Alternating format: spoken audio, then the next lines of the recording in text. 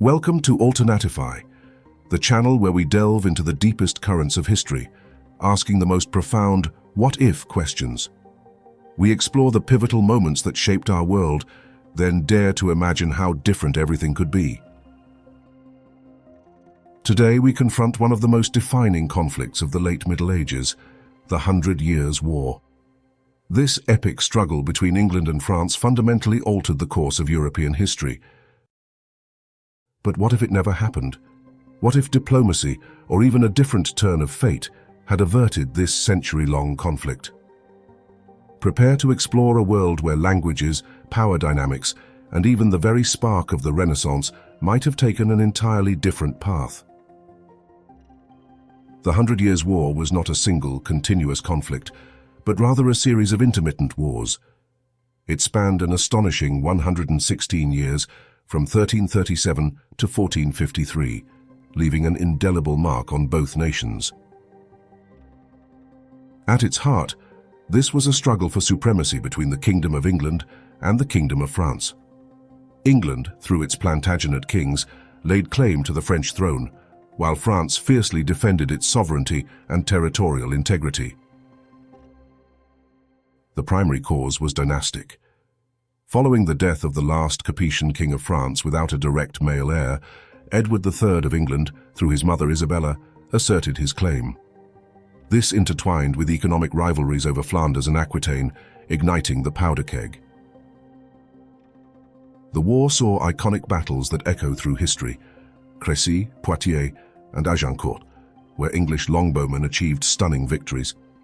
It also witnessed the miraculous rise of Joan of Arc, who rallied French forces and became a symbol of national resistance. Beyond the grand narratives, the war brought immense brutality and societal upheaval.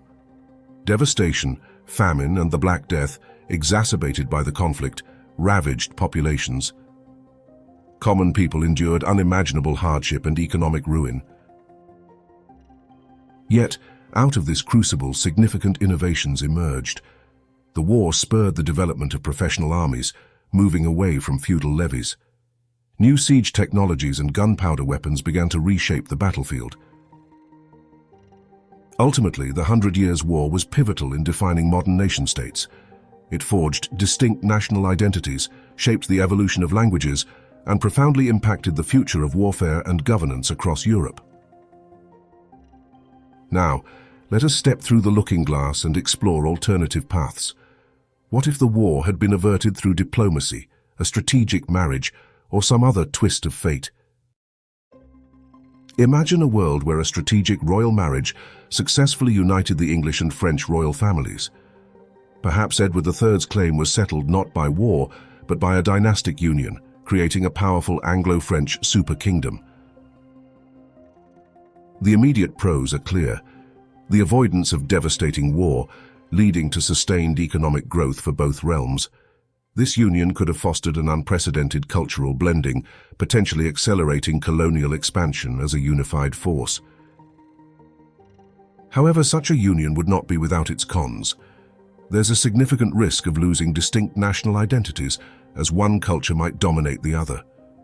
Internal power struggles within the new dual monarchy would be almost inevitable, and the development of strong, separate nationalisms might be significantly delayed. In this reality, the English language as we know it would be profoundly different, perhaps far more influenced by French or even merging into a hybrid tongue. The European political landscape would be irrevocably altered, with a dominant Anglo-French entity. This unique cultural mix could have led to an early unparalleled Anglo-French global dominance, reshaping the world map. Consider a scenario where a compromise was reached through intense negotiation, averting outright war. Perhaps territorial concessions were made, or Edward III renounced his claim in exchange for significant economic or political advantages. The immediate benefits would include reduced conflict and greater economic stability across the region. This could have led to a more gradual integration of interests between the two powers, allowing them to focus on internal development rather than external strife. Yet, lingering resentment could persist, a quiet undercurrent beneath the diplomatic facade. The potential for future territorial disputes would remain merely postponed. Furthermore, the slower formation of distinct national identities might leave both realms more vulnerable to external threats, lacking the unity forged in conflict. In this reality, the European political map would look vastly different, with borders drawn by negotiation rather than conquest. Military technology might have developed along different lines without the urgent pressures of a century-long war. Social structures could have evolved uniquely, and cultural exchange would have been shaped by cooperation rather than antagonism. Let us imagine a different kind of what-if. What if the French forces had decisively won much earlier in the conflict, expelling the English completely within a few decades? Perhaps a key battle went differently, or a stronger French monarch emerged sooner. This would undoubtedly lead to French dominance in Europe, solidifying their position as the continent's leading power. It would accelerate French centralization, creating a more unified and powerful kingdom much sooner. Economic prosperity for France would soar, and French cultural influence would spread far wider and faster. Conversely, England would likely decline to a secondary power, its continental ambitions crushed. This French dominance could lead to increased French aggression towards other European states. English culture might be suppressed or marginalized, struggling to assert itself against a powerful French neighbor. In this reality, early French global dominance could have reshaped colonial history entirely. English history would be drastically different, perhaps focusing inward or towards other ventures. The European balance of power would be skewed, and a French-dominated cultural landscape would define the continent for centuries. Now consider a grim alternative. What if the war had dragged on for centuries with neither side achieving a decisive victory? A perpetual state of low-intensity conflict, punctuated by occasional larger battles, draining both nations.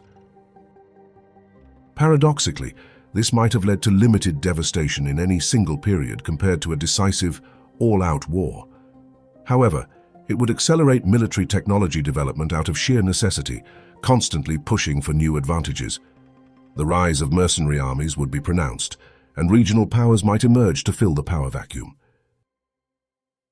The cons are stark. Economic stagnation would plague both realms, as resources were continuously diverted to endless conflict.